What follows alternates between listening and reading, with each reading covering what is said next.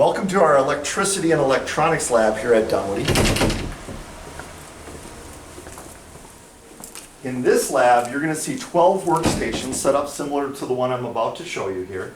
At each one of these workstations, we have a digital multimeter, a lab-grade digital multimeter, a function generator, a DC power supply. We have some transformers, an oscilloscope, and then we have a bunch of test equipment and tools, things like soldering irons and tweezers and screwdrivers and analog meters.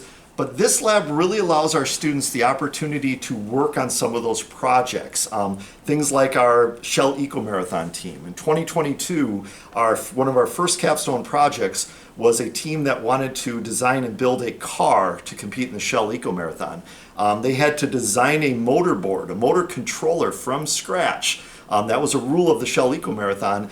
They did that in this lab. They soldered up the components, they laid out the circuit board, they actually milled some PCB components using our PCB mill in this room. Then they went down to Indianapolis, Indiana and took second place in North America.